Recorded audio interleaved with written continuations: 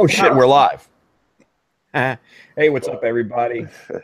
We're live. Here we are, and welcome to a wonderful, inspiring edition of Gunpla Talk, episode 27. For those of you keeping track at home, I am Tim, one of your co-hosts, child of Mecha, and joining me as always are my Justice League of co-hosts, if you will.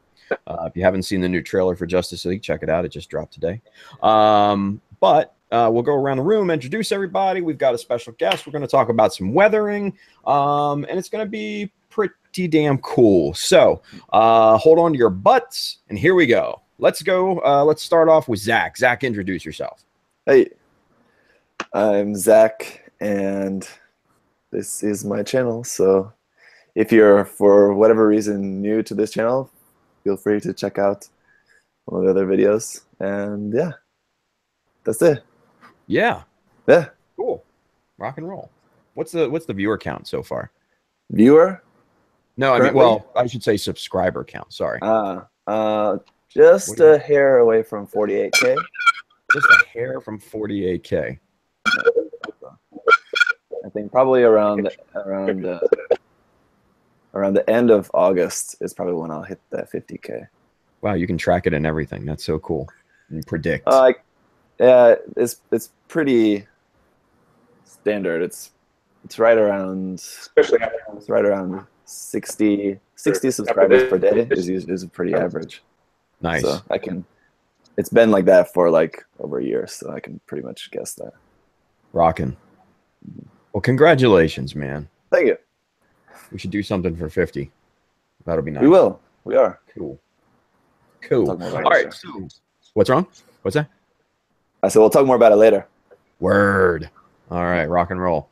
All right. Let's swing over to the bearded wonder himself, Justin. Take it away, sir. Bearded wonder. I like it. Yeah. What's up, guys? I'm Justin. I'm known online as Justinius Builds. I build tiny robots and figures and all kinds of nonsense from everything I can get my hands on. Known these guys for a while, and that's all I got. Word. All right. Yeah. And let's welcome our special guest, the one and only second place winner of the Anime Expo GBWC, Mr. Michael Wine. Introduce yourself, Mike. Yeah, how you doing, guys? I'm Michael Wine. I did fall just slightly short. It's so much difficult, I should say, to qualify anymore. It's getting the margin of super good builders, and it's just closing that gap, and it's really hard it's getting tougher and tougher. So I think this is the second time I've been on your show. Last time we talked about build gatherings and stuff like that, so it'd be fun to have my diorama here in the back. The Jesta Urban Assault. Hell yeah. Yeah. I wanted to do something special with him, so cool. All right. Well, we will get into weathering and stuff here momentarily, but let's go around. Let's talk about what each one of us is working on, and then we're going to take it over to Zach for news. But let's start with me real quick. I'm still working on the Ozymandias. Haven't posted anything here recently, but I'm still working. So there we go. Is that going to be your World Cup entry? What's that? Is that going to be your World Cup entry? Are you going to be done in time? Yeah.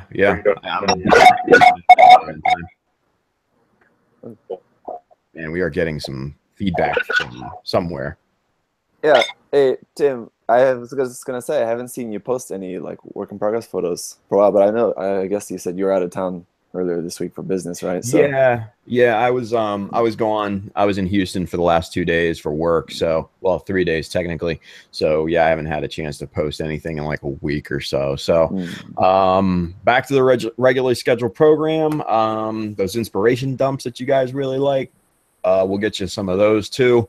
But yeah, continue to work on the Aussie. So it's shaping up pretty good, but that's what I'm working on. So let's pass it over to Zach. I know Zach is working on some cool stuff. Zach, what are you working on, buddy? Yeah.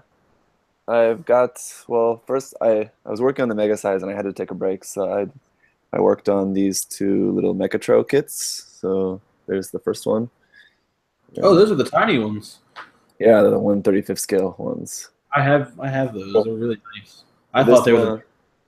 yeah, I just recently got one of the bigger ones, one of the 120 scale ones for the first time. I have a few sets of these smaller ones, so I wanted to paint some up. So this one I just added that rifle is left over from some Zeta variant kit, and the tank there. So went really minimal with the decals, just the number and then the character on the chest. So there's the blue one and then the red one. The red one doesn't have his eyes in yet, so it's gonna look a little strange, but nice. There. So those go together like so. That shield dough. That more Zeta parts there. Yes. And then the heat hawk hand. So I just wanted to just paint those up. I really like the colors, and I really like how to do it. I'm not as happy with this one, but it's pretty cool. I also had these little thrusters there on the back as well. So. Nice. That was just a fun little thing just to take like from the mega size, which was just thing. But here's a look at that. I actually have the tubing on now, so you can see that large. Wow. And yeah, I don't think it looks too poopy, the tubes, but I was worried about that, like I mentioned to you guys. Color scheme. Yeah, the cable, because I tried to make it kind of like Thunderbolt kind of style. You're wrapped up, I got you, yeah. And at first I painted it in like a brown color really similar to this, and I was like, nah, that looked too much like a turd log. So then I painted it again in a lighter color. But then I wanted to like do like a wash over it, and so I did like just a wash, just some like dark brown enamel just over that, and that darkened it back to a little bit too much poop color for me, I think. So yeah, I got to work on those a little bit more, and then basically the only thing I have left to do now at this point is just the weathering. So today's episode will be very oh, cool, good timing, I suppose. Nice. Well, show him the shield, man. Show him the shield. No, actually. Well, okay. I'll show it. I was going to say, by some odd happenstance that my friend is watching, but here you go. Sorry. I didn't even think about that. So that's all hand done, right? Yeah. I just sketched it out, and then I just filled in the colors, and then I went over with that and did the lining and the windows and stuff on them. Super cool. So yeah, this is a gift for a friend of mine in Japan, and he and his wife own a cafe, and that pattern is like in a few places in their cafe, and it's just kind of like a theme of their cafe. So that's why I did that for them. That's awesome, man. So, and just to stress to the audience, that shield is 100% hand painted, right? Although that pattern is, yeah. Yeah. Okay. Yeah. So because some people asked if it was a decal or not, but no, that is actually hand painted. It has like 20 different colors there. Yeah. It took some time. Even though it's such a large scale, it's still a very small pattern. Awesome. And yeah, so basically, before I do the weather, I'm waiting on one more decal. I ordered some custom decals, so I'll add like one or two more when those custom decals come in. And then I can start on the weathering. And so in the meantime, while I'm waiting for that, last night or 2 nights ago, I started priming. I primed up all the 3.0, Master Grade 3.0 Gundam. I posted a picture of that around online. So all the primer is done on that, and maybe tonight I'll start painting that. That's just for a commission, just turning that into a prototype Gundam. So I modified the ankle armor and the rifle. It's all taken apart now. There's nothing really to show you, but other than those, just a couple small modifications. It's just the color, just an RX-78 or RX-78-1 colors: white, black, red. Yeah. Nice. It'll be like RG style, like multiple tones, like that. Yeah. Awesome. Yep. Is that all you're working on there? This thing too. What's that? Let's see. Oh, hold it up again. Oh, look at that little bear girl. Kara guy. Oh yeah. Very cool. That's also. This is a taking a break project. Yeah, right. Just a small thing to work on when I don't feel like working on one of the larger things. But speaking of the larger things, I finally. Amen to that. Hang on a second. Let me grab this. Uh-oh. Grabbing something large. I know. My portion of this. What are you currently working on? Is taking a lot, but I finally got this kit snapped, which is pretty awesome. Oh, Sosbeaver Khan. Yeah, it's super nice. So, So, photo edge set for that. When I had it. yeah, that photo edge set, I thought that was really cool as well. But I have the Infinite Dimension resin dress up set here for that. Over here. It's similar metal detail upset too. So, yeah, things like that, so. Very Actually, cool. it's 2 boxes full of parts for that. So Wow. that's going to be a project. Yeah, that's nothing like what I got. I should say. Yeah, that's a serious dress-up kit right there. Yeah. That's a big project. So, yeah. So once the mega size is almost done, and then that Gundam commission, and then starting on this. So Awesome. yeah. All right. Well, after 20 minutes of what Zach is working on, Yeah. thanks for watching the show, everybody. Appreciate it. No. All right. Very cool, man. Very cool. You got a full workload there, man. So awesome. Yeah. Very awesome. Cool. Good. All right. And Let's all swing the it other- over. What's that? What'd you say, Mike? I said trying to find time to build video postings and all that stuff. It's got to be a pretty full schedule, like you said. Oh, yeah, right. Oh, Yeah. man. All right. So let's swing it over to Justin. Justin, go ahead and tell us Yep. what you're working on, dude. Let's swing this over. Look at the table. Oh, look at that little guy. So these are I got 2 kits for you guys that nobody's seen yet. This is the Sun Toys RX-78-2. I put a poll up on the channel, and because I was torn. I don't typically like kind of put polls out there and stuff and get people to vote for what I should build or colors and stuff like that. But I was personally torn between color schemes that I wanted to use. And then I was like, I'll talk to the guys and see what they think. And you guys were torn between color schemes. So I was like, fuck it, I'll put a poll up. So the G3 colors won. And I'm very, very, very glad I went with that. Because it was really neat. Because all these colors are custom mixed. I did all the custom mixing using some guides. And I did it up in a weekend. And besides some of the decals being really light, I think it came out really good. So I'm looking forward to taking pictures of that. The other thing that I've been working on is this. This is a Tau, I believe, an Interceptor. This is from Warhammer 40K. This is not mine. There's a local comic shop near me that sells these things, and they're having a painting contest, and I'm too poor to go out and buy them. So I picked this guy up. Well, I went in, and a friend of mine was there and let me borrow this to paint for the contest, but I have to give it back to him. So it's a little heartbreaking, but I'm very happy with how it came out. Are those pretty expensive?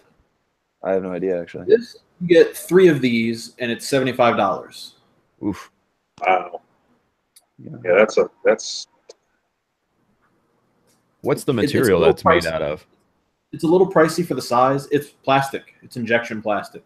Huh. Oof. Wow. Yeah. But it's pricey, but it's neat. This, out of all the Warhammer stuff I've built, this has been the coolest one that I've put together. It all Right. went together really well. I didn't have too much trouble getting stuff fixed. Seaming it was pretty easy. This is the first time I've based anything, so I really had fun doing that. Nice. So, Yeah, it looks really good, dude. But it Thank you. didn't come with that bait. Very nice. How was that? How was the Sun Toys RX-78? How was the build? The plastic is a little cheap. So like when you're actually like getting into it and sanding it and stuff like that, it feels a little crappy. But for the most part, it's build wise. There's not really any pegs that need to be widened or trimmed or anything like that. It all goes together really well. I had no issues at all. So it's not like the wound word or anything, right? No, and you know, truthfully, that thing's not awful either. It's not great, but it's not awful. It's a lot better than their other kit. Nice. Well, it came out really, really good. Thank you. Yeah, that's awesome. All right, well, cool deal. All right, well, let's send it over to our guest, Mike. Mike, what are you working on, man? Anytime I do a big, long project, there's something that I do afterward is something that's pretty simple. So I'm going to bring this out, see if I can do what Justin did. I'll just swivel down here. Bandai 144 AT-AT here, a little Star Wars love. And then I also picked up the 148 snow speeder. What I decided to do was I wanted to make it look like it was turning, so I carefully carved out the little rudder door there, and then I scratch built an open door by itself. Nice. Tim's gonna laugh at that. He knows what I'm talking about. So yeah, what I'm gonna do is I'm gonna have this. I'm gonna have him kind of going around the feet here and put a little cable around his legs and do a little mini diorama. So the camera you can kind of see. I'm gonna have him just kind of flying around. That's cool. The legs of this guy. The painting and everything is done on these. I just need to figure out the base. I haven't purchased any, material that I got to make. I'm going to figure out what to use on that. So I just literally finished the snow speeder, and what's kind of neat, this fiber optic cable that came with the Elan Cassatria actually. So it's already curved in a nice piece. All I did was bend it and modify the hole that the snow speeder fit in. Nice. Put that into the base, and it kind of has that curved, swooping kind of. It's turning as well. So I don't have anything else on the table. I've just been slowly working on that. There's no stress at this point, so I'm just kind of taking it easy and kind of casual build, Gotcha. Yeah, I mean, because you just finished the Justa diorama there, didn't you? Not too long ago. Yeah, that was done in March, and then of course that was for our weekend show. This is the 148 of that. I just snapped it together or anything. It's just about these kits is that if you buy them 48 and the 144, they come with water slide decal. Oh, nice. Get just the small little no scale Bandai kits. They don't come with the decals, so it was kind of nice to have that. And it's the same scale as the. So it'll work out nicely. Very cool. Very cool. All right, rock and roll. All right, so let's take it over to Zach. Zach, talk to us about the news. What's in the news? We actually just got a new image there, but there's a couple things here. Let me screen share over to that. Just speaking about the Star Wars kits, I was really considering getting with the new ones. It's like the Jedi fighter. What's that? Maybe just that small shape in like the small scale. I think it's like the Mecha collection scale collection for Star Wars. Super detailed. I mean, I was kind of impressed by the detail in that small of a scale. So they look really nice, and yeah, I haven't tried any. But that one I like because it has like that big like ring in front of it, which is really cool. Oh, yeah. I know what you're talking about. The one that Obi-Wan flew in Yes. One of the prequels. Little, I think Attack of the Clones, I think. Yeah. Yep. This is the new image that just dropped, which shows a couple of new kits here. A HG Build Fighters version of the Reborn's Gundam and HG Build Fighters variant of the Amazing Red Warrior. But it's black. Yeah. It's now black and highlighter yellow. And yeah, Justin mentioned before we were on, we were kind of chatting about this, and that it comes with new guns. Apparently, the only thing that I can see is maybe this part here looks new. Right. Yeah, I think that's the new little bit. But this is not a P Bandai kit. It's just going to be a standard release in new colors. And glorious, that wonderful Zagak is P Bandai. Oh yeah, we'll talk about that in just a minute. I've got that here in a different tab. Nice. But I don't. I mean, the Reborn's Gundam looks cool, but I think it just looks nice in these colors. But as far as I can tell, that also looks like it's very little different from like the regular version of the kit. It looks like maybe just some new kind of armaments here. So I could see doing that in a darker. I mean, something really sinister. Yeah. I mean, just the fact that it's a Reborns, I think people are going to cream their shorts just for that simple fact alone. Yeah. Oh my God, it's a Reborn Gundam. Oh. Yeah, exactly. I know from that image we got a couple years ago showing like the candidates for the RE100 line, and the Reborns was on that. So since then, people have been constantly talking about wanting a RE100 Reborns Gundam. I have a theory about that poster. Uh-huh.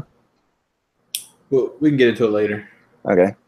Just the only other thing here on this picture is this weapon set, new HG build custom weapon set. But I found it strange that it has, usually the abbreviation they use for that is HGBC, HG build custom, but this one's just HGB for some reason.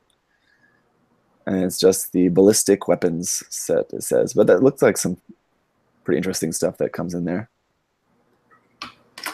So it's just some like a double-sided axe or something. Yeah, and this kind of spear-looking weapon, and these ones, which is really hard to see, but these small ones here look like 3 little funnels. Look like Sazabi funnels, but I'm not sure. They could just be like grenades or something. That smaller pole weapon's almost like a trident. Isn't that the one that came with the? Was that that purple and white one from the second season of Build Fighters? Purple and white. Transient. The blue. Yeah, it's blue and white like that. It's similar to that, but it's definitely not. It's not the same as that anyway. It's similar. So this stuff, both of those, that new kit weapon set are out in October, and this one as well out in. Where's the date? I can't see. Anyway, I think that's cut off at the bottom. But anyway, more importantly, let's talk about this because this is really cool. This guy looks interesting. Yeah.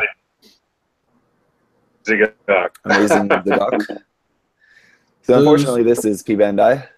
Those arms would make the best legs for a Zeon suit. Ooh, this kit does look really cool. It's a pretty good call there. And Tim's got his wheels turning now. He's like, uh-oh. Dude, no, look, don't get me wrong. My wheels were turning as soon as I saw these arms earlier, I think today. So, yeah. I love all the gimmicks that it has. Thinking Hummingbird 2.0. Nah. No more hummingbirds for me. It's got claws. It's got tentacles. It's got cannons. They're multi-purpose. What else does it have? It can do it all. It's got even some like claws pointing backwards too. Yeah, it's like a Swiss Army knife. This thing has, you know. Are those boomerangs coming out of those? Yeah, they're the Zogak boomerangs. Nice. Yeah. Oh snap! Look at that. Yeah. So those can pop out. It's giving a little bit of love to all those ugly Zeon suits that nobody loves. Yeah. Right. It's got like the cannons, like from the. That's just an HD. Real great, right? That's just Yeah, HD. So HG. that's I saw some people were complaining about that it's using the old, because that base kit is from 2001, the original HGUC Zagat kit. But I'm sure a lot of people will be just taking the arms and putting the arms onto the real grade kit. Yeah. I know. I would just snap in that today. Yeah. Because the arms are actually, it's not just the red part. This black part of the arms is new as well, I believe, or at least the connection part, because it has that little detail there, which the original kit doesn't have. So I think it's the whole arm here is new, and it's probably because they probably made it so it has a stronger connection at the shoulder to account for the extra weight. I hope is what they did. That would make sense. Yeah, that would make sense, but you know, it's Bandai, and furthermore, it's a P Bandai, so it's not always a factor. You know what? Throw those arms on a master grade Sinanju. Yes. All right, nobody take my fucking idea. Nobody take my idea out there. Boost their arm Put it out there. faster. Everybody's going to use it now. I know, right? Or Yeah. even onto what's it, Rosenzulu? It has those Rosenzulu smooth lines would be to it. sexy too. Yeah, You have kind of like a painted up all purpley. Yeah. Smooth, sleek lines to it. sort of feeling of kind of like a crack Kazulu. Ooh. It's just sort of similar feeling like that with just those big, huge arms on it. Right. But anyway, and the only other thing here that's kind of newish was that we just got some more images of this. This kit was announced last November or something, or at Shizuoka. No, just a couple months ago at Shizuoka. So this is just a recolor, right? It has a new cannon on the back. It's the only thing really new about it. Okay, I gotcha. Which now makes you wonder if they're going to make an Origin RX-7802. Yeah. Like the master grade, but an HG of that. I secretly hope. I hope so too. It'd be a nice HG. The master grade's fantastic, but just to have it in 1/44 scale would be cool too. But yeah, I guess this whole backpack is new actually. No, because that definitely has a lot more thrusters going on with that than the regular. And just like the beam saber handle is different. That's using the beam pick, which I think that's different. Hang on, I got my local type here. Yeah, the local types beam saber handles are like the full longer ones, but that small one that's the one that they used for the waterproof Gundam, which was a P Bandai variant of this. Anyway, you can see the regular beam saber handles are there on the inside of the shield. Oh yeah. So it'll have 3 of them, but probably only 2 effect parts. Or you'll get 4, or you can use some of the trillion that they give you with every kit. Yeah, right. So yeah, that rifle and that shield we've had before. It's just the backpack and that cannon that are new. But anyway, it's a really fantastic kit, regardless. And, it does look good in those colors, and obviously you can just paint that. Hopefully they'll put out just in June they put out those new water slide sets, and one of the water slide sets was for the Origin that had decals for the local type. So hopefully if they do another set of decals, they'll maybe have some decals for this, because it'll be nice to have those lining bits in actual water slides instead of stickers. Yeah. But we'll see. Word. No, that's pretty much it. Yeah, that's Hard to mask. Yeah. Very cool. Very cool. All right. So that's news. Yeah. All the news you need to know. Anyway, just real quick before we move on, for those of you that watched last month's Gunpla Talk, we had our good friend Irad from the Gundam Kitchen. And so between then and now, Justin and I had our class. And I don't know, Justin, I think it went pretty well. What do you think? I think it went fantastic. We had an awesome turnout. Yeah. Yeah. We had, I think probably 25, 30 people. One dude drove 12 hours. Yeah. Whoa. Yeah. Wow. That's Yeah, one guy dedication. drove like 12 hours from Illinois to New Jersey, I think. Yeah. And then another gentleman drove from Massachusetts down to New Jersey. So that was like 6 hours, something like that. So yeah, so a lot of people came out. Really, really good class. We had some cool folks come in. Who was there? Strider Prime was there. Strider Prime. I met Yeah. Zionic Earth Outpost. Yeah, the Zionic Earth Outpost. Doug from Zionic Earth Outpost. That was cool meeting him. Mike. Mike from the Fox Hunt from the Zionic Earth Outpost show. Doug was from Gunpla Builders Association. Sorry, Doug. Yeah, because they're both in that. Yeah, it was, yeah. And yeah, and we got to meet Gundam Nerd.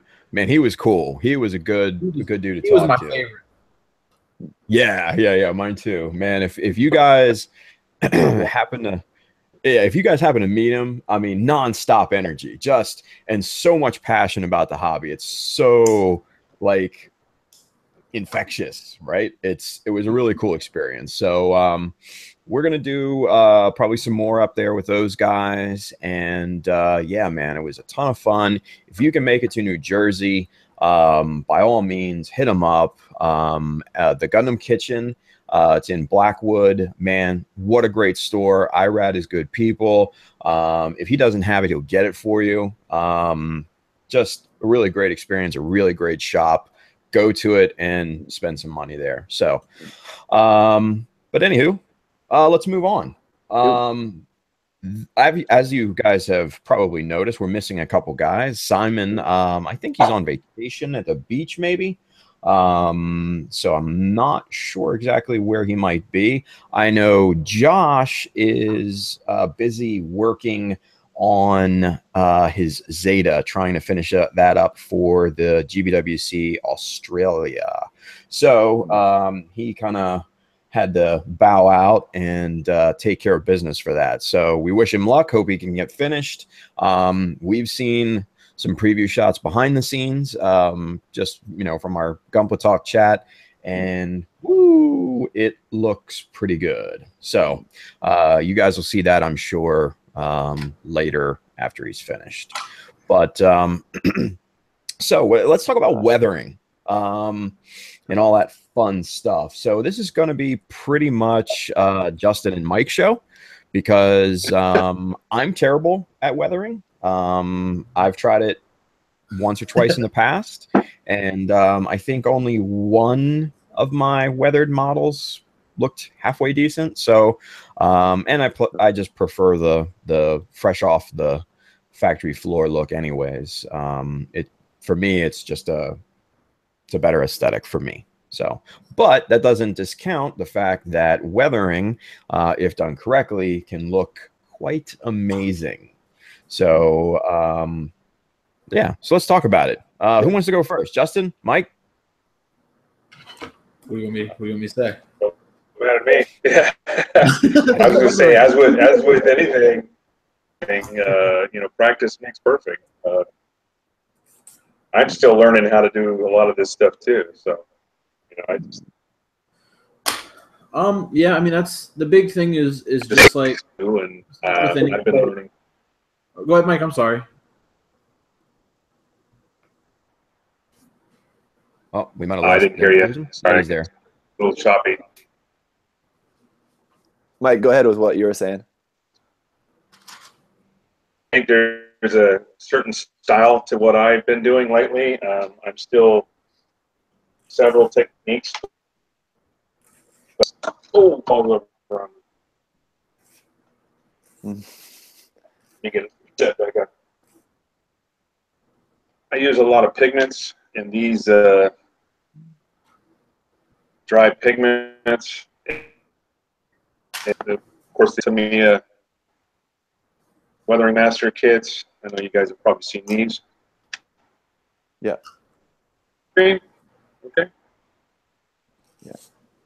Anyway, also have a pretty good set of stuff. This is ash, soot, some rust, various smoke, different, and some pigment fixer, some other pigments, and then I've got another tray here. Where did it go? Now those Oh, are right by in front of MIG, right? These are AK. Actually, very similar. I think the story goes that one of the guys left AK and formed his own company, and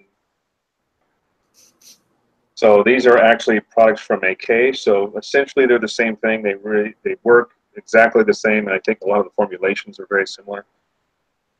Tray here of a lot of liquid, different liners and washes. Got some rusty, some grime. These are dust and dirt effects. You know, experimented with over the last couple of years, but I think most of the stuff I use, like particularly on the diorama here, done in layers. You know, started with one thing and just build up and build up, build up until you get the right effect that you want. I used a lot of the dust, like these dry pigments. These are just powders, really intense powders that you can apply with a brush, and realistic like dust effects on the body here and in the ground and everything like that. So. I'm not sure. Now, Mike, where did you pick up those pigments that you were just holding? These I actually found at a train store, a model train store in Orange County. It's called Arnie's Trains, Orange County, California. Company. That's why they're kind of like these little generic containers, because I think they were just starting out, and I saw them on the shelf and they were relatively inexpensive, so I decided to try them out, and I just picked up 3 colors. And then we have black soot, which would be good for some good burn effects, or dark, dark black, and then dusty brown, which is a little bit lighter than the earth color. And all those combined is what I used on the ground and everything, and even the suit itself. I actually just took a brush, dip it in there, brush it on, and then I have another rather large brush here. This guy, and I use it just to chop the excess until I get the effect I wanted. So very cool. Now, for those of you that that aren't necessarily familiar with pigments and pastels and things, how do you apply those? Do you have to put something down to make it adhere, or do you just do it dry? Well, you can do both, actually. The answer would be yes to both the questions. This is AK Pigment Fixer. Almost like a clear thinner. And I've seen, and I've learned a lot of this just watching tutorial videos, but the fixer first, and then basically sprinkle this on almost like you would a maker, and then whatever sticks to the fixer will stay on the kit. Or make the powder first, and then just dab on the fixer, and it will flow out and basically fix the pigment to your project. So once it dries, it's supposed to dry flat, and then you can either choose to put another top coat or something else on top of it. But I tend to use the powders just by themselves. I've used scenic glue on a lot of this stuff to glue down the debris, dirt, and the buildings, but the pigments, I just put them on there dry, and then I used a little bit of top coat just to kind of seal them down. So that might be the correct way. I'm sure there's other ways to do it, but desired effect. So it seems to work okay for me. Very cool. Now, let me ask. Yeah. I'm sorry. Go ahead, Zach. Well, I was just going to say, if we could maybe step back, I just want to, just like from experience, I know just from questions that I get about weathering, if I may, maybe we should like step back and start from just kind of talking about some of like the the most useful or like the most common techniques, different types of weathering, and I think especially what I think will also be helpful for people is knowing about the order of like which steps should go before or after others. I think that would also be quite helpful. So Yeah, definitely. if we could just maybe talk about just some of the different like most basic types of weathering would be a good place. So I can go through, if you want, I could kind of summarize the steps that with the kit, and painted it pretty much the same way I would have painted any kit. After I was done with all the colors, I gloss coated everything for decals at that point. Then I applied the decals and did whatever chipping I wanted to those before I sealed them with another top coat. I used a enamel filter wash. The lower achieve, and maybe, you know, to get a more realistic effective, the lower would be more subject to getting dirtier than the upper portion because of, you know, the type of environment. Enamel colors, I've got various enamel. These are just testers at Model Master enamel paints, and I picked some colors that match the environment. So after, you know, when you're ready to do the enamel wash, you basically just take a brush and dot those different colors all over. Now this is, of course, after you've clear coated. You have to make sure you seal it with a lacquer before you do this. Using like that to mold those enamel paints and kind of blend them together. I got some gray and black and brown freckles all over the individual parts, and then I took my good old Zippo or lighter fluid like this will work. Put it in a little mixing tray and a brush. Those colors together just before they dry. Paints dry just to the point where they're almost, and use the lighter fluid. And what that does is it will kind of blend those together and create a muddy on the part that and you can keep applying it or keep using the brush until you basically removing that enamel paint until you get the desired effect you want. Depends on how much you want or whatever. I'm saying muddy, but you know what I mean. It's like whatever material or that paint, that color you want to leave left on the kit. And when you're done with that, once it dries, then you can just go ahead and top coat that, and that will seal that in.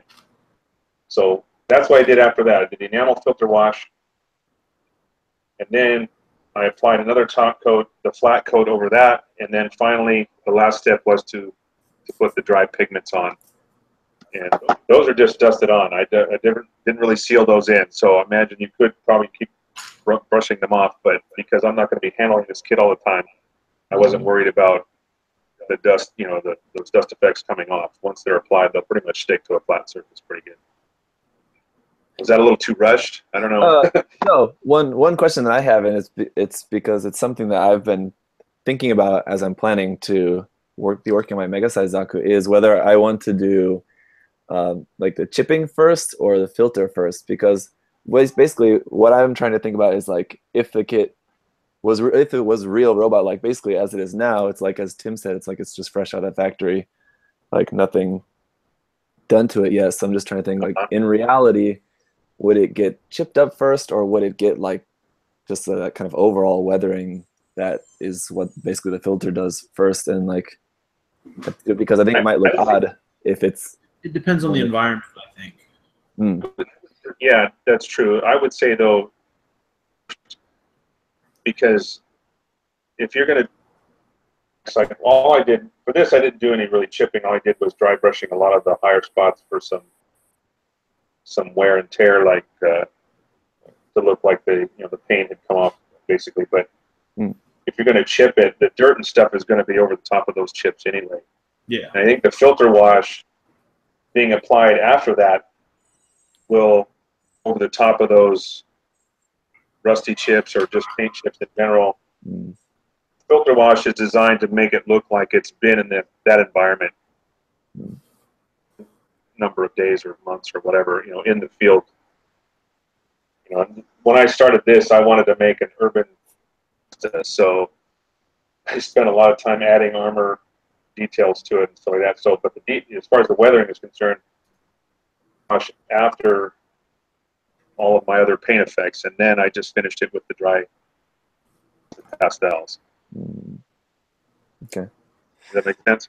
Yeah, just because that's what I was thinking about doing it like that way, but then I was thinking like, well, I'm sure that there would still be like there would be some fresh chipping, like even that has like just occurred very recently. So what I eventually decided, and probably what I'm gonna do, is like I'll just go over and do like some chipping first, then do the filter, and then I'll probably go back over some of the chipping a little bit to show like some like more fresh stuff. That makes perfect sense, because it's really a matter of preference.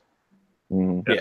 There's no wrong way to do this. That's what's kind of nice about it. You can, and I think with chipping though, you have to be careful not to overdo it. First time. Chipping is I tried chipping. What's that? It's very easy to overdo. Yeah, well, here's what happened. I'll give you some of my experience. I did chipping on a strike. No, it wasn't a strike freedom. It was just a freedom. And I took all the legs off. I took the arms off, and I did all this chipping effects. And then I put it together, and someone told me, well, gosh, it looks like he did jumping jacks in an asteroid field. It was just bad. So, lesson there, I think it's a lot easier to go back and add a little more if you needed to, but certainly you could do chipping before and after. I think either way it would work perfectly. There's going to be some dirt on there that's going to cover up that stuff, and then you're right, there's going to be some stuff that's fresh. It just depends on the scene that you're trying to recreate, I guess. The other good point that you mentioned, I think, is also really important, is just layers. I think you probably can't really expect to be able to just do like one weathering effect and then call it a day and expect that it's going to look properly weathered. Layers of doing one thing after another after another after another is. Put this up so you get a little bit closer. I know it may not focus very well, but the crater in the front is kind of halfway with the Dremel out, and I ground out the base itself, the actual wood base. I just lost my distance. Oh no. Man down. Man down. It's all right. It's good. It's good.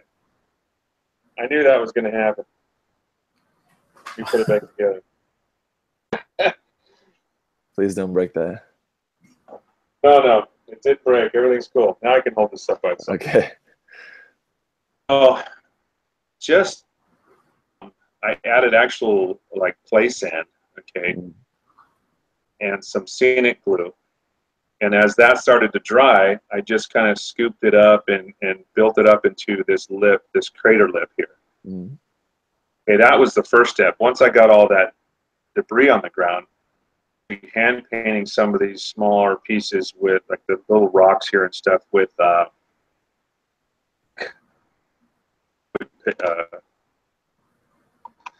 to make it look like asphalt pieces and things like that from parking lot, essentially. Okay, then I applied even more here and the inside and the lip, and just like you're saying, building up until colors that I wanted. And then the final step was the dry pigments. I think it seems like step is always those dry pigments, because that gives it a really realistic dusty look to it. So get back up here. Right. I'm not going to Japan. That's scary. So yeah. But yeah, dry brushing is another thing too that I know people ask me a lot about as well, and it seems to be like kind of the most common thing that a lot of people, when they first want to get into weathering, a lot of people usually seem to start off with dry brushing. that dry brushing is like the staple thing for like new people to think is weathering, and it works in some places, but weathering is more than that. Well, and not only that, it's again, you have to be careful not to overdo it. Yeah. Dry brushing on this. The last time I built the diorama thing and I made it look rusty. This one to have paint not rust underneath. So I'm going to try to bring in the leg here because you might be able to see on the foot. You can see those bright areas there. Yep. On the edges, like the shin, the little ankle, and around the here, just on those edges, those high spots that would be, constantly being rubbed. And I looked at like the positioning where the rub on the legs and all those things I took into account to where I did the dry brushing. So rubbed off, it would be in an area that was, where plates and things were naturally rubbing together just from daily use. Now, for those that haven't tried any dry brushing or anything like that, so dry brushing basically would be to highlight high spots, but then the inverse of that, washing, would be to bring out low spots, right? So I think those two probably are probably weathering 101. I would probably venture to say. Would you guys agree with that? I think dry brushing, chipping, and washing are like your foundation. Mm-hmm. I think it's easier to start with the low and work your way out. Right. Similar to the way you paint, or the way I paint, especially if you paint in with sections of the kit. You're going to start with the lower areas and work your way out. So you're right. I think do the washes first and build your way up to the final layers. That makes sense. Yeah, I mean, and that's the way I paint, and that's the way I paint too. I think most of us probably paint like that from low to high, just for ease of masking and everything. But yeah, I mean, I guess when it comes to washing and dry brushing, kind of the same formula, would apply. I've got a ton of different washes. I don't know what you guys have, but I've got the old Tamiya here. Advantage of going out of business, unfortunately, and I bought some of their color washes. I got lots of different colors of wash. Black, nice, grayish brown. Say it again, Justin. Are those enamels? Right. Those weathering colors? Yeah, they're all enamel based.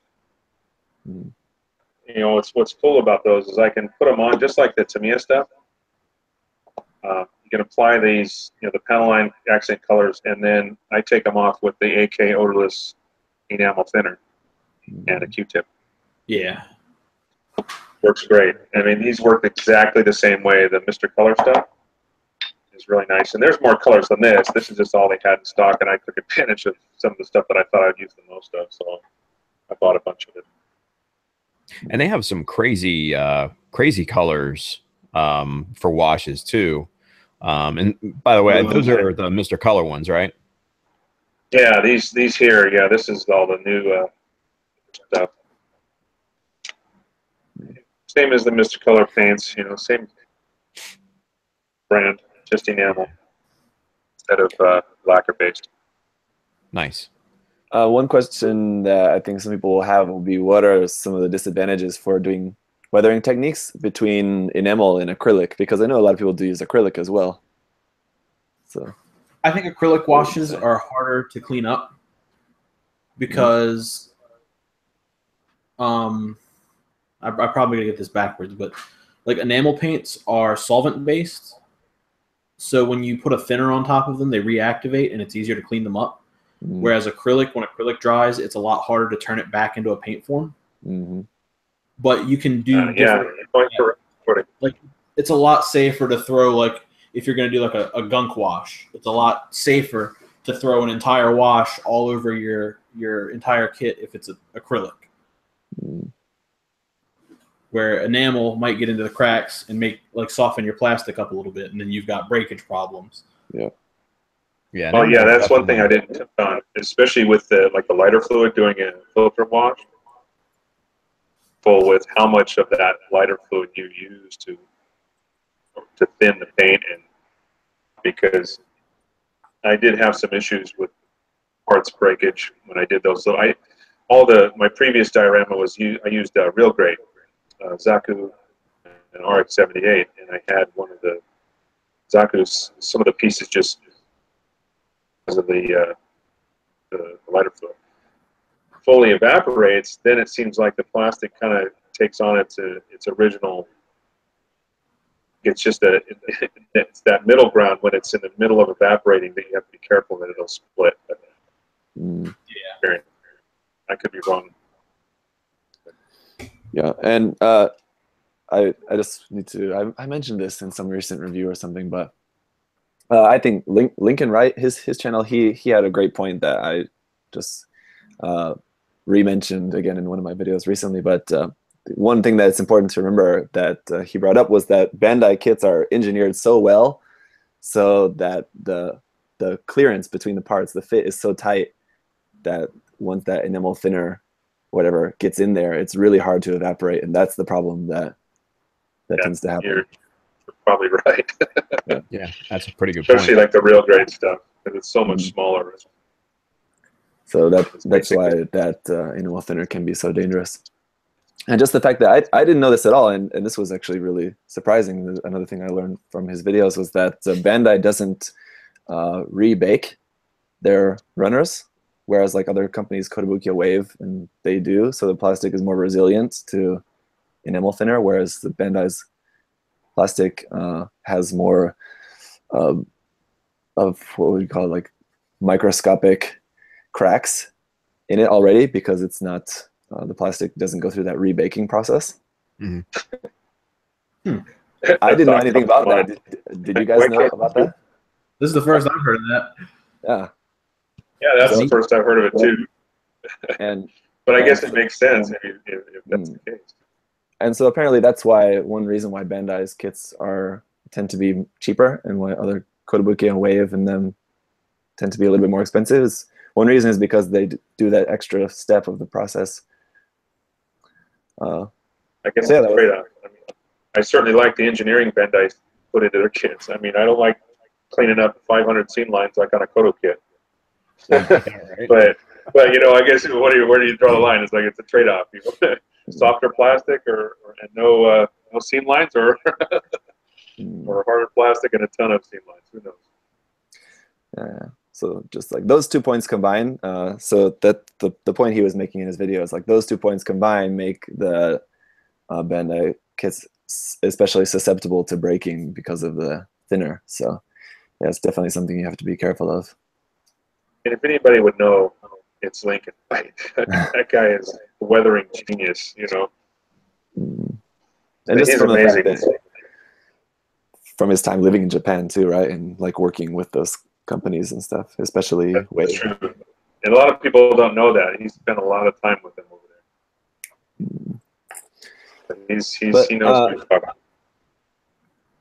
As far as like once you're working on this stuff and like everything's done, I know you said you will do a matte top coat even before you're done with the weathering. When like I think you said before. Only before I use the dry. I think you could probably do it before the top coat, but I mean this is the exact correct way to do it. It's just whatever works. You develop something on your own, but I noticed that when I tried to put this stuff on without using a fixer, I didn't want to use a fixer on top of the kit, and then to hit it with an airbrush, I was basically blowing off all of my dust, and at the same time I was trying to seal it. So it was just something I added at the end, and it wasn't to be all of the weathering effect. You know, it was just the final touch on the top. But after I knew that I was going to pose it and never really touch it ever again, I knew I could put these on and at least give some realistic looking settled on this thing as it's been taking a beating and, you know, stuff blowing up around it. You know what I mean? So it was just that last final little detail to give it that dusty effect. Doesn't mean it's the wrong way. Doesn't mean it's the best way to do it. It just, that makes sense. One thing that also I think would be interesting to hear, if you guys have any experience with this. I'm not sure if you do. I think I've tried this maybe once or twice, but in terms of actually trying, like, doing any physical damage to the kit, like if you want to put like bullet holes in the kit, or like some parts that are actually like destroyed or broken off, what are you guys like preferred techniques for going about doing that, and at what stage of the process usually do you do that? There's a kitten outside my Have you door. done anything? I was going to say, Justin, have you done anything like that? Because On the first Easy 8 I built and painted, I did a lot of damaging stuff, and then I layered all kinds of weird effects on top, and I kind of ruined everything that I was going for because I was, young and inexperienced. I have not done it since. I would like to give it another go at some point, but right now, the weathering style I kind of go for now is like used but not really too damaged. Yeah, I mean, people have used all sorts of types of weird stuff in the past. The old version of the old standby was soldering iron. I've seen soldering iron, and I've also seen people use incense. Whoa! What? Incense? burn it? I guess. Yeah, it was on Plamo Sakuro episode that I was watching on, and this dude took unscented incense sticks and he would like melt little bullet holes in his kit, and I was like, that's really smart. Weird. I guess. I mean, it's sort of putting out in the sunlight and using a magnifying glass, I guess. But yeah, right. It seems like it might be more controlled than like hitting it with something that gets real hot. Like it's relatively small, and I don't use soldering irons. I tend to, if I'm going to do holes or anything in the kit, I'll bust out the Dremel. Yeah. I don't have the other diorama here that I entered in 15. That one is actually on display at one of the hobby stores here in Washington. Oh, there you go. But I will say the Zaku was called Officer Down. And the Zaku that was shot through the chest in that one, I drilled a hole basically with the Dremel, did some damage, and I bought a kit. This is again AK stuff, and this was a kit that came with all 4 of these, and it was called Burned Vehicles. So it actually had white ash, smoke, burnt umber, and burnt red rust. So applying these all in layers, it was able to give that effect of tank. In real world military, have you ever seen a tank burn from the inside out? From the gasket and a lot of those things. That's what this was designed to do, and leave that burned ash effect. So stuff on did the same kind of thing, but I just use a Dremel if I'm going to do any kind of damage. That's what I used in all these buildings. You see all these holes, all those were done with a Dremel, and just a small little grinder type bit. Actually, Jabman025, another very well-known YouTuber friend of ours there in the chat, was actually, he brought up that he said that he uses a paper clip, which is actually, that's what I've used before as well. Just heat the paper clip and with a lighter, and then you use that to kind of melt that out. It kind of works the same way basically as a soldering iron, but it's just a little finer. I guess it depends on the effect you're going for. More than one method to work, for sure. That's a great idea. One thing that you do have to keep in mind with melting plastic is that it is so nasty. The fumes and everything. It's bad. Come on. We're from old school when we used to like use the old model glue and light it on fire and breathe in all that black smoke coming off. Yeah, all right. I mean, like when I do vacuum forming, I mean I have to use my my respirator. It's so nasty smelling, and I'm not even melting it. I'm just kind of softening it, and it's so bad. So if you can avoid melting plastic, I would highly suggest that. But if that's the look you're going for, man, by all means, go for it. But just, you know, get a fan and don't do it in your mom's house. I was going to say, particularly in my office right now, this area is in what would be the family room of my house, so I can't do that kind of stuff inside. My spray booth is in the garage. Nice. Just be putting plastic indoors. Yeah, I mean, if I was going to do bullets personally, honestly, I'd probably start off with a pin vise and make the initial hole, and then just whittle at it with a hobby knife and try to get those chips out of there, because you got to think about how the armor, you know, will kind of take that damage, you know. So just kind of chipping away at that plastic with a hobby knife might be another way to go. Yeah, I've seen a lot of people. They'll drill a hole and then they'll kind of chip away at it with the knife. Yeah. Someone mentioned in the stream about using an open flame, which I would not recommend. But that did just remind me of this one thing of another technique that's not related to weathering, but I actually tried this and it does actually work well from my experience. If you're working with like a clear kit, or like a kit that has a lot of clear parts, when you cut when you're cutting the nub or something, and you have like those little like cracks that are like inside that you can't really do anything about. If you just flash that with a lighter, just like really quick, it'll just melt that just enough that it won't change the shape of the part, but it will basically kind of heal the cracks inside of there and make that kind of white. I would have never thought of that. Nice. I've tried that. It does. I can't remember who told me about that, but it does actually work anyway. Here's what I was talking about. Now I have two bits. This is the larger of the two, and you can kind of see the little ball on the end. Oh, those are nice. Those are really nice. Yeah, I have a smaller one of this, but it's just basically a little router type ball bit, you know, in the Dremel. I usually use a fairly low speed. That's what I'll use for bullet holes, especially at this scale, 4.4 kit or something. But for this scale, it works just fine. I need to get one of those. I have this thing. It's the G tool. Electric the same thing. Yeah, it's pretty much the same thing, but it was probably like really overpriced. This thing was way too expensive, I think. That's just a battery. That's a battery-powered one, right? Yeah, and so it's really not powerful enough most of the time. Zach, Mike still got the screen, so if you want to show that again. Yeah, you couldn't see that. Oh, bring it up. What's the maximum? Yeah, right. What's the maximum RPM on that, Zach? This. Hang on. Okay, are you guys seeing me on the screen now? Yeah. Yep, we can see you.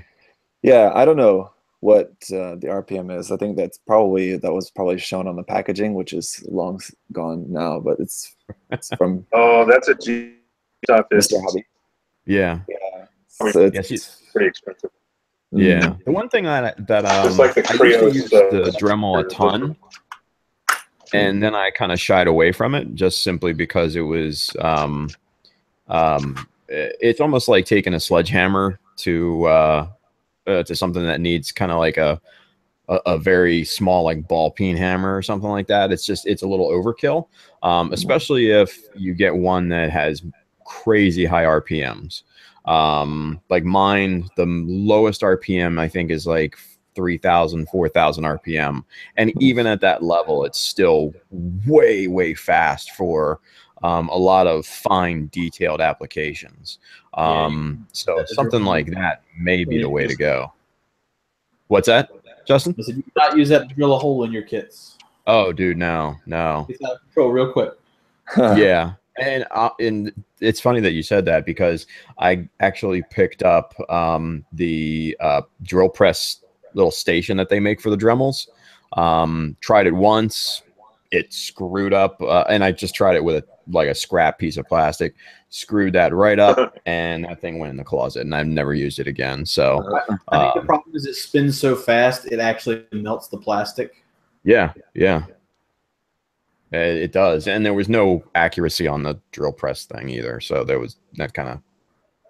That's actually disappointing to hear because I think I saw one of those too and thought about picking one up.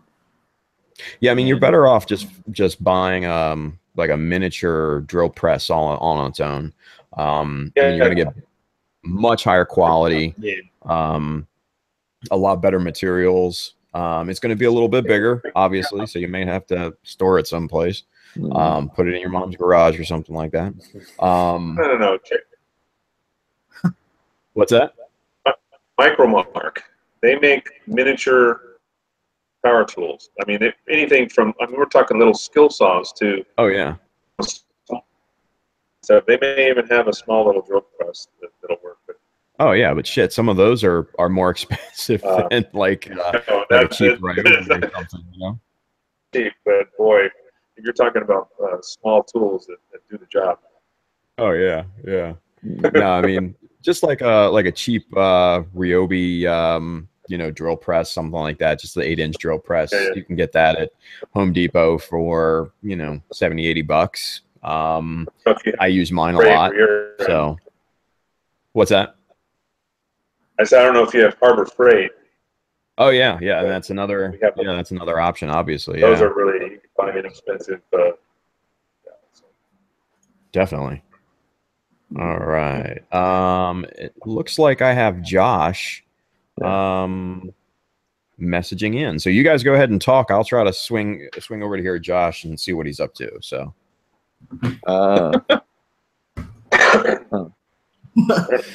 yeah, no, Josh was mentioning, and people in the chat were mentioning too, that even though I tried to switch the screen there to show the tool I was talking about, switching on my side, I don't know.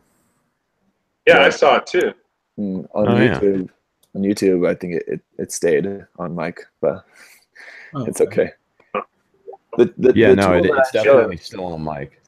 The tool that I showed, I would not really recommend people to buy anyway, so it doesn't really matter too much. Just I don't know why it's still on me, because I'm seeing it switch screens right now. It's not on me this whole time. So. Yeah, I don't know. I think it's on my end. It's something on my end. Well, on the stream, it's still on mic. Yeah. And the stream is going through my account here, so I think it's probably something to do with my computer anyway. Sorry, guys. And you're in Korea. Try to give the mic to give the screen to Mike again, and then take it away. See if that maybe jostles it away. There he is. There I am again. All right, go ahead and then let's see. Counting down 45 seconds till the stream catches up. No. Are you guys seeing it switch now? On our side, yeah, but not on the stream. Yeah. Okay. Yeah, I don't know. All right, so there's it switched on the stream to mic, and shit, it didn't work. Yeah. All right, people. Well, we're just gonna have to live with it. You can see us there, small in the corner anyway, and just hi. Mike. Yeah. So other than that, Mike, I noticed, because one thing people are going to be asking about is just like tools and things like that, of course. So, you showed briefly the brushes that you use earlier. Is there like a specific type of brush, like a specific type of hair or type of material or thickness or brand or anything like that you recommend? That's a pretty good question. No specific type of hair I used for the dry pigments. It's just it doesn't really say what it's an S85 number 4. Assuming some kind of artist brush. I don't made me drop my tell you what kind it is or what kind of hair it is. Mhm. If there's any specific special kind that you need to use. Something that I had collection. I'm not even sure why I have it at this point, but it was off the excess until I got what I wanted. That's why I used this bigger one. But I've even used this Tamiya little set of brushes. This is a short, a small little short hair brush. Dabbing some of the finer, but specifically, I couldn't tell you exactly what kind to use. Mm. Some of the stuff, I have quite a few brushes. I just used whatever stuff that I'm not normally painting with. Obviously, I'm not going to use that. It's just I set it aside specifically for that. Just I because have a good set of scriber sharpening. just like for example, from my experience for like filtering, for example, I've had, I think, a much better effect with a flat brush rather than a round one for just painting the thinner when you're doing the filter. For the filter wash, yeah. I mean, it isn't round. It's just a medium brush. I don't even know. I don't even know what kind of brush it is on that, unfortunately. So I just use whatever works sometimes. The brush, I've been pretty lucky there. One thing too that I've experienced with working more, not really so much with enamel, but with when I have tried working with acrylic, which has been really limited, I found that maybe it's just depending on the brush, but I don't know, that I get some like bubbles in the paint when brushing that, and that is something that's to do with the brush. You get bubbles. When do you get bubbles? What's that? When do you get bubbles? When I've got like some like just thin, I'm not putting the acrylic on the kit first, but I'm I thinned the acrylic just a little bit just in a tray, and then I was just like painting it on and then just like rubbing it off like kind of straight away, that kind of technique, I guess maybe you could call it. Or just trying to just basically kind of do a filter of just painting on really thin. But yeah, it just has all these little small bubbles in it. What would be the cause or the best way to avoid that? Yeah. Talking about the bubbles in the panel line? Or? Sounds like it's not mixing enough. Mm. Like you use like a toothpick or something like that? I don't remember how I mixed that. Yeah, I'm not sure I'm understanding exactly what. Let me. You sort of know what you're talking about. I've had it happen to me as well. Basically, just it might just like brush. Maybe your brush isn't like absorbing the paint enough. Yeah. I mean, you try a different type of brush. That's what I was thinking. That was because of the brush, but yeah, Mike. Basically, I think what I was trying to do at the time was sort of like doing a filter, but instead of like dropping the paint on there first and then painting over it with thinner or lighter fluid. Basically, what I did is just I mixed it up thin first, just in a dish, and then I was just painting it on the kit, and then I was giving it like a minute to dry or so, and then like using just like a towel to like just like sponge it off. You know, were you trying to do like a dot filter, or were you trying to do like just like a regular like brush it on filter? Yeah, just like brushing it on. Oh, okay. But basically, what I mean is just from when I was brushing it, the acrylic was just getting some bubbles on the paint on the kit. Yeah. Usually when you do like a filter like that, you just want it to be really, really, really, really, really thin paint, like almost water. Yeah. And you just put it on in really thin layers. And when it dries, it'll slowly kind of shift you to the color you want to go to. Anyway, but you've had that problem before too. I haven't used acrylics. I haven't used acrylics for a wash like that. Okay. Yeah, well, that's why I haven't done it really since then. It was because I was having that problem. I didn't really know what to do about that issue. I just thin it out more because you want like almost like clear colors. You want like 1 drop of paint to like 10 drops of water because you want that real subtle shift.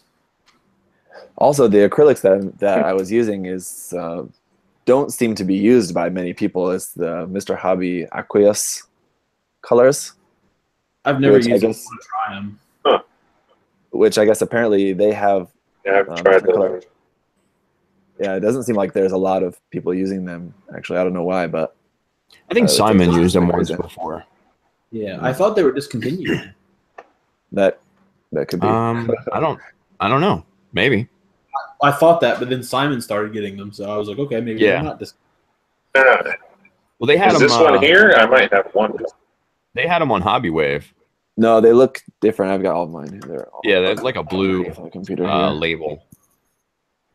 The thing is that apparently they have their own thinner they make for that. Huh. So instead of like just water, they actually have an aqueous thinner. I guess. Oh yeah, they're there. You guys might not see it very well, but they just look like that. Oh, okay. So they actually have an aqueous thinner. Yeah, even Mia acrylics, and then with water, I would recommend thinning them with thinner because it just it doesn't break down the paint like water does. I don't know if it works. I've never used it, so. And again, I just use the Nano filter washes all over lacquer-based glosses. So, hey guys, just real quick. Yeah. Somebody wants to say hi to everybody, and I know she's been sitting here kind of patiently because you guys were conversing and everything, and she came down and just wanted to say hi. So, all right, wave hi. There's the camera. Hello. Hi. Hello. What's your name? Amber. Amber? Yes. And how old are you? 9. 9. Yes. All right. Do you want to get out of here? Yes. Okay. All right. Say bye to everybody. Bye. Say hey. Say bye, Gunpla Talk. Bye, Gunpla Talk. All right, get out of here. Wee. Go have fun. Wee. Whatever. Anyway, sorry guys. It's all good. She wanted to be on because she sees Noah on the show all the time. So she was just like, she comes down and she's standing over here. What's that? Oh yeah, no, I mean Noah comes in and barges into Zach's room all the time, and she saw him. And she's like, "Oh, so cute," and she wanted to be on the show. Anyway, I digress. Sorry. Back to the regularly scheduled conversation. That's okay. But what are some other? We didn't really talk about the hairspray, salt hairspray. I got some examples of that. All right, let's hear it. I was gonna say go for it because I've never used it. It's Can't add anything on that technique. So well, I was gonna say that 99% of the time when you're weathering, you like you said, you want to do the kit like you would normally paint it. You do the regular start to finish process, and you treat it like it's a clean kit, and then you pile all your effects on after the fact. Well, the only time you don't do that is when you're salt weathering. And when you're salt weathering, you have to kind of lay down a base coat after your primer. right. Mm. And then you'll before you even paint the kit, decide where you want your chipping to be. And then you'll paint over top of that, and then your effects come on afterwards. So here's a small kit. Let me switch my camera over again. I'll try presenting you and see if it works, but seems like maybe not. So this is This is the SD Scope Dog. This is from Kotobukiya. Nice. This whole kit was primed and painted in it's Gaia's Railroad Rust color. You can see it a little bit on the top there. I can see that. Yeah. And then I got a little crazy with it because it was an SD kit. I figured there's no real scale involved, so I can kind of do what I want. And I went a little crazy with the rust. For laying down the rust, the salt. There's a couple different ways you can do it. One way is you can lay down some water and put the salt on top of that, and then the water will kind of melt the salt and stick it to the surface. What I like to do is I use hairspray and do it. It works just about the same way, but it also creates like a little bit of a buffer between your paint and your base coat. And that lets you knock off the salt, and it lets you do the hairspray technique, which is its own thing anyway. But you'll paint over top of it, and then you'll take the salt off. And then if you hit it with like a toothbrush or a toothpick before it completely seals up and dries, you'll be able to hit those edges and get a little bit more paint off that. Hang on. Sorry, we're getting. Justin, I just want people to be able to see what you're doing. I'm going to try something here to just hide Michael from the broadcast for a second. So Michael, just hang on for just a moment there. I think that maybe will work. Now Justin's screen is larger, and hopefully it'll show on YouTube. See, I've done hairspray or salt chipping a few times and hairspray chipping.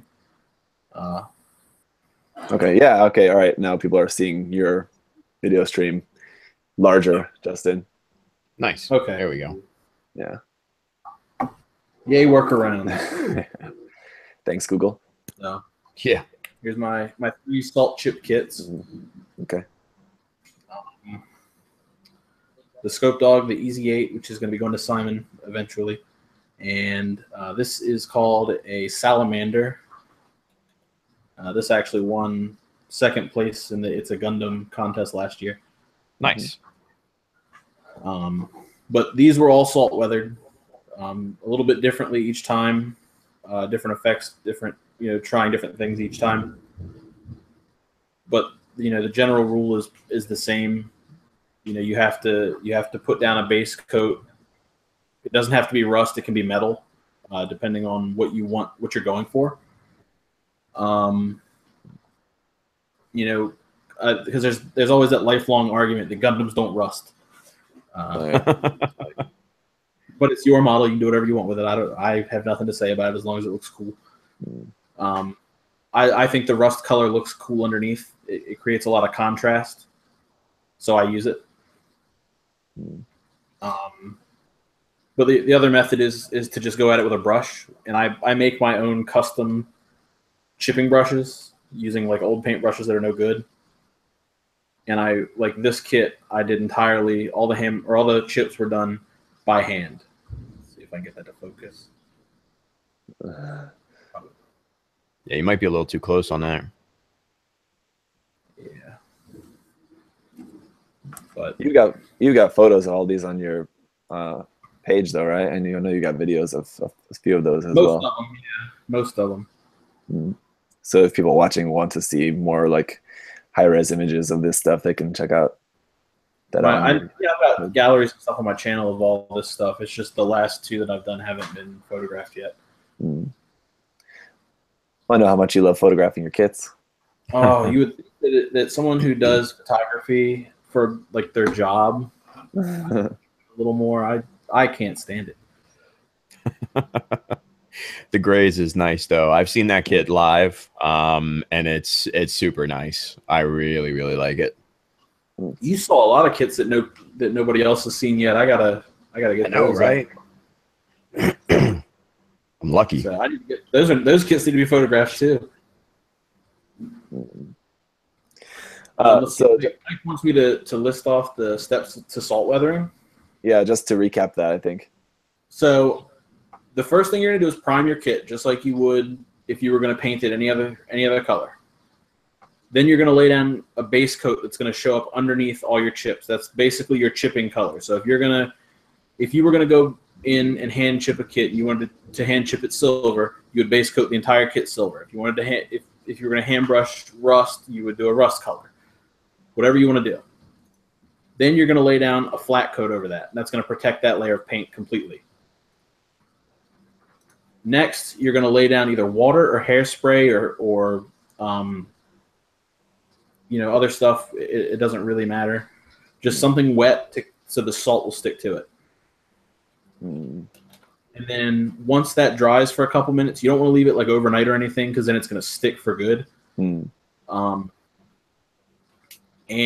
you're going to base coat over it. Once you let things dry for, I'd say at least an hour, then you can start pulling the salt off because the paint's kind of set up. Unless you're spraying like enamels or acrylics, then you'll probably want to wait overnight. It's a little bit of a myth that you can only use salt chipping with acrylic paints. I've only done it with lacquers. But then after that, you're gonna top coat again. Usually, it's probably gonna be like a gloss coat, and then you're gonna do all your decals and effects like that. You'll nick away at your decals. You want to weather your decals. Don't forget to do that, guys. And then you'll add effects on top of that. So that's when you'll start filtering. You'll do streaking effects, things like that. That's a good point too. Is how about weathering decals? How do you? I can't tell you how many kits I've seen like weathered up and beaten the crap out of, and like all the decals are in like perfect shape. Yeah. No, I know Mike mentioned about that earlier about weathering the decals. How do you go about doing that, Justin and Mike? I use a hobby knife or a toothpick. And you just basically scratch it. Yeah, depending on the type of decal, I might do it before I put it on the kit. But most of the time, I'll just do it while it's on the kit. It's a lot easier.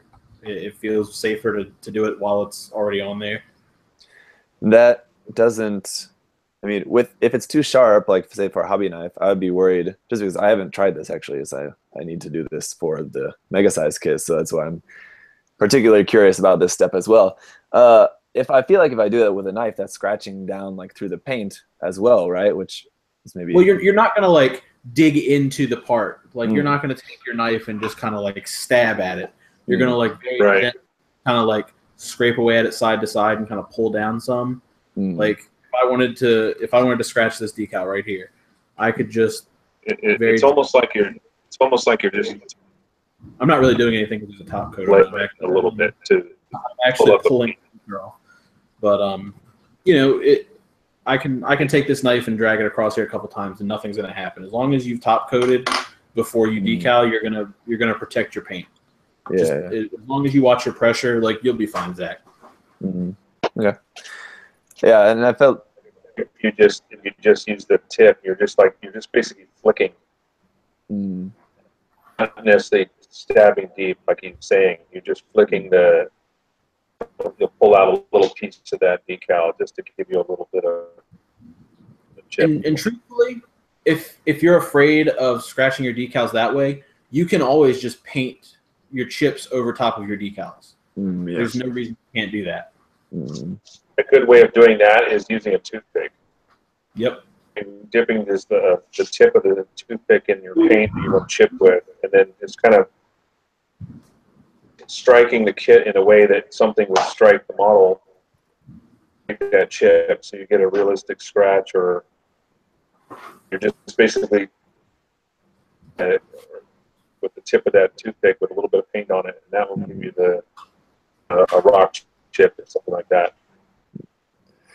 Yeah, at least for what I'm planning on doing with the kit, with that kit, is doing a mixture of chipping just with the brush and then also with a sponge. So yeah, some of the decals I won't worry too much about like damaging the actual decal, just because that'll be covered with just a little bit of sponge here and there. But yeah, good to know. Yeah, one guy that does some really incredible weathering is Mr. Gav. Did you know What's that that? Mr. Gav is working on like the new Rooster Teeth series that they're doing? That's not surprising. He's ultra talented. That's Yeah. amazing. I know that Yeah. guy. Yeah, right. Mr. Gav is a hell of an artist. What's that? I don't know what that was. Uh, It was freaky. Anyway, no, Mr. Gav is a hell of an artist. If you haven't checked out his Facebook page, man, definitely do it. He's built some crazy big Warhammer monster robot things. I don't know what they're called. I don't follow that, but the techniques that he uses in this thing are just mind blowing. And he does it all by hand. Some of those guys that do like the little miniatures, their weathering is just crazy. Yeah, I mean, and it's all hand painted too, so it's pretty wild.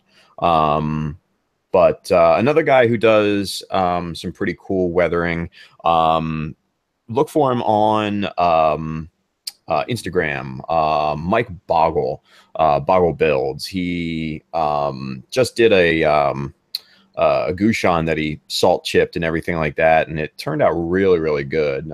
He's kind of getting, just in the beginning stages of modeling and everything, but man, he's good. He's good. He's really, really good. Great tattoo artist too, by the way. Definitely need to get some ink from him. But yeah, those guys are pretty high quality. So yeah. Anyway, that's all I got. I'm just pulling up a couple images here because one person that I've been looking at a lot, especially for like reference for weathering, is Naoki's. I really personally love Naoki's weathering because it's so subtle. It is super subtle. Yeah. So let me just screen share here. I'll just show a couple of images that I just pulled up just for the sake of it here.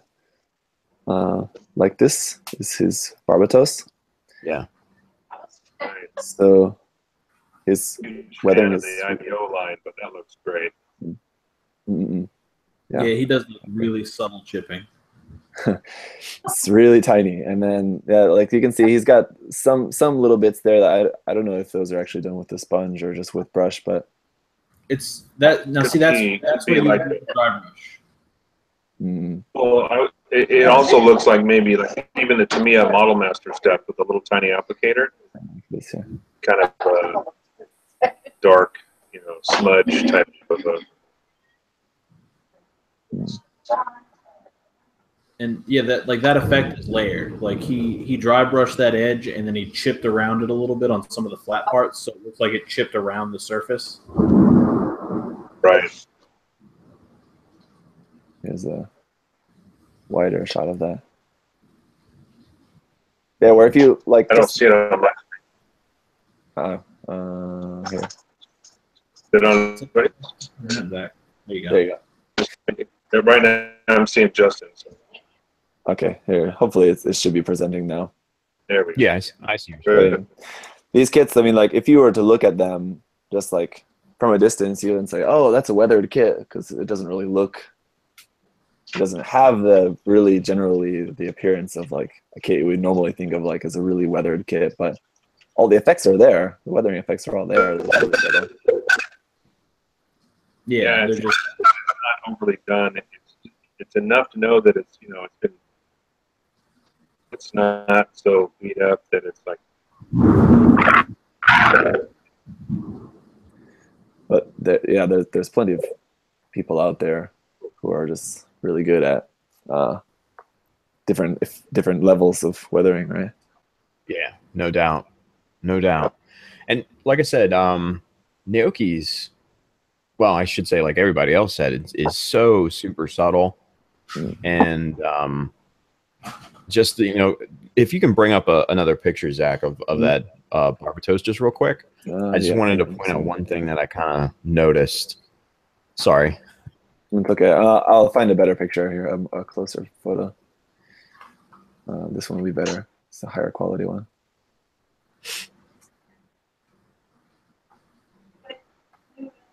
Here you go. Oh yeah, perfect. So right there on the bicep armor, Mhm. you see that subtle shading right around that panel line? A little bit of like rust color there. Yeah. Yeah. I mean, that is like It's like a so like super a subtle. wash. What's that? It's like a yellow or a brown wash, and then he just kind of like smeared it out a little bit, so it looks like it's Yeah. kind of seeping out. Yeah. Even And you can see if you look at the elbow there too, where those two, Yeah. the little chunk there too. Yeah, I was going to say the elbow and a little bit right there, kind of in the middle of the shoulder armor. Mhm. There's some dirt. There's a little bit where the Some two grime. pieces. Just enough Yeah. of grime. Mhm. Yeah, I mean it's just really really fine work, that he put in there. I mean, because you have to think about. I mean, obviously the Barbatos is ground based. Mars, obviously. So I mean, when the dust obviously kicks up, where is that dust going to settle? And then if it does get wet, how is it going to drip and flow down with gravity? And that's kind of what he's able to achieve here. And it's just, I think it's super. I got to say something right now because you hit something. You almost described exactly the way Kawaguchi was talking at AX. Mm. How's that? Barbatos, he brought a Barbatos kit that he built himself, and part of his panel was based on how he weathers it.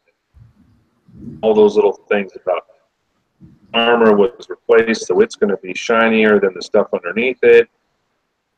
Mars is going to be, and he described it the same way you're talking about it. It's like those different little layers and where the stuff would settle down. And these are all things that Kawaguchi thinks about in his own kit. Because I'm on Kawaguchi's level. Duh.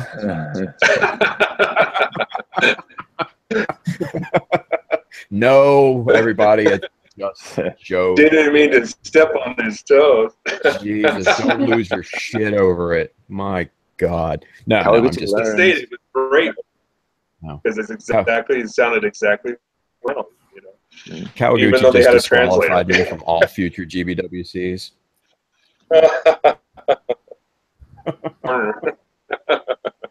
Oh man. All right, good deal. Well, it looks like we've got about 5 minutes left here, people. Before we So wrap that we're up, gonna. What's that? before we wrap that up, I want to show. Oh yeah. Take it back to Justin. Take it back to Justin. Justin, finish this out, buddy. Okay. Yeah, man. As with anything else, practice is going to make perfect. You need to get something you're not worried about messing up before you work on something you care about. But even beyond that, your best friend, whenever you're weathering or even regularly building, reference is your best friend. And I've got a couple books here that I highly recommend if you want to start weathering. This one, In Combat. Oh yeah. If this is the only English book that I have on weathering, but this book shows you how Mig Jimenez took the 3.0 RX and weathered it, and then he even he goes in and he shows you how to use a bunch of his different products that you can buy. Mm. And it really breaks Awesome. it. This one is my favorite book probably of all time. It's called, I believe it's supposed to say Mobile Suits, but it says Moby Suits Special Works. All you want. Nice translation. Yeah, it's in Chinese, but this book, you don't have to speak English or to read Chinese to understand how this works. This all broken down so well, and it shows what paints are used and how they're applied and all the different effects that you can achieve. And then it goes through and builds a bunch of different kits and shows you every single step. Do you have a place you can find that book? Is there any place we can purchase that? Or I ordered this one from China from I think it's Hobby Mate, but now you can get it from USA Gundam Store. Okay. And then the same people who made that made another Nice. book. This one isn't about weathering, but it's just about hand painting. And I know a lot of people have trouble with hand painting. But it's the same kind of thing. It's in Chinese. but it breaks down every single step. And if you think about it, 90% of your weathering is going to be done via a hand brush anyway. So why not brush up on the techniques? Like this monster Salamander Mecha was hand brushed. Wow, that's impressive. Wow. But So it looks good. I know. I was gonna say it looks pretty damn good for him. this one also has a cheat sheet. It fell out of mine. It's somewhere upstairs. It's got a cheat sheet that shows you color equivalents for different Gundam kits in different lines for Tamiya, Vallejo, and other paint brands in English. Nice. Yeah, So if you want to color English, match, no, I was gonna say, yeah, there you go, color match. No, if it's in Chinese, you could probably get it on Taobao, or at least find it on there. You know, probably. But both of those, actually, all three of those books I think are on USA Gundam Store, pretty cheap. There you go. And if you have a smartphone, Google Translate app, you can take pictures and you can slide your finger across foreign text and it'll translate it. So you can take a picture of the page and it'll translate it into English. Sweet. Might be a little hard to understand the translation, but you can usually make. But apparently, it's gotten a lot better. Has it? Okay. It's been a while since I actually tried to Google Translate. Yeah. So that's good to know. I might have to try it again with some of these Worked things. pretty good. I'm just checking USA Gundam Store's site now. It looks like they have the first book, the weathering book with the Easy 8 that you showed, is out of stock, but the second one with the Sazabi they have for $25. It's not bad. Yeah, it's not bad. It's definitely worth that. I doubt somebody has two. Actually, it's a newer version of that in combat one, the old one. So excited about that. So. Oh, is the new version? What's in the new version? I don't know if it's different. He just said it's updated. The context to that, he just gave up his old versions. So you know. And I think I think they're working on. I think Mig and Lincoln as well. I think are working on a new book, or at least a new. Oh yeah, I don't know if they're doing a book or it's a PDF, but isn't Matt Morozek doing that? I think he's doing a weathering. His test bust using nothing but AK or MIG products, I should say. Yeah. I think he's just doing painting though, right? Not weathering. No, I think he's weathering it. So he's going to weather it. Okay. I remember that he got all his products and stuff. I forgot about that. Yeah, a bunch of stuff sent to him. He said it's not something he's normally used to doing, weather it. So see how that. Well, there you go. End up in the way. So eventually that we put in some kind of publication, I'm sure. Yeah. Keep an eye out for it. We got to get Matt on sometime. Yeah, Matt's we've been talking. Good. Yeah, we've been talking about it for a while. We got to get Matt on. So we need to dedicate ourselves to do that. On the Captain America, get on board. Yeah. So, all right, people. All right. So it's 9 p.m. Eastern U.S. time. So that about does it for us here. Zach, you want to release the screen from Justin? Yeah. Yeah, sorry. Not that obviously nobody wants to look at Justin because that beard, woof, sexy. Woo. Admiring the beard. All right. Good deal. All right. So let's start finishing this up with plugs. Zach, go first. Yeah, just here, my channel, Instagram, things like that. I think it's not really too much. Like I said, I just built the Sazabi, so this review will be coming soon. I also last week built it's under a pile of stuff there. You can see the Master Grade Turn A. Finally got around to snapping that up, so I'll have a review for that coming up as well. That kit's really cool. I love the Turn A. It's a really nice kit. Yeah, it was really interesting to build because it's so different. So like all the engineering of that kit is all quite different as well. And yeah, just a couple things I finished. I'll have videos coming out showing the Mecha kits that I showed earlier as well. And then when the Mega Size is done, I'll have that all coming out soon. So a lot of stuff I'm working on. And as far as like contest giveaway stuff, I don't know next month's episode if I'll be ready to announce about that, but that'll probably be beginning of September. Probably right around the beginning of September will be when I'll announce the next big contest. So just stay tuned for that soon. Nice. Yeah. Awesome. Mhm. Well, good deal. Thank you, Zach. Yep. Justin, what do you got to plug, man?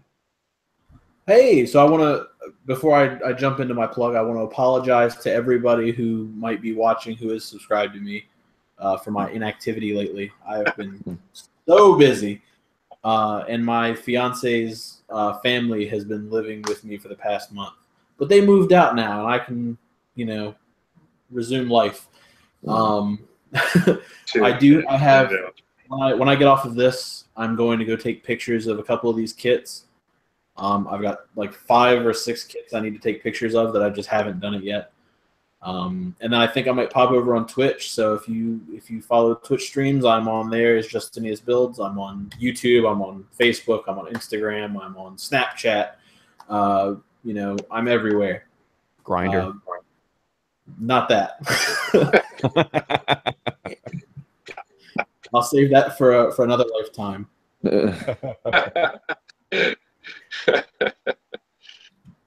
All right, awesome. Thank you, buddy. Mike, what do you have to plug there, man? I'm probably the most boring of any place. I'm actually gonna for all my builds. I don't have any current on, so that's something I'm gonna work on near future here. So try to go to the Vanpla event in Vancouver next month. Mention up there, and they invited me to come up and fund them, so I can bring the Jesta here. But I'm also pre-kit that I had built a few months back,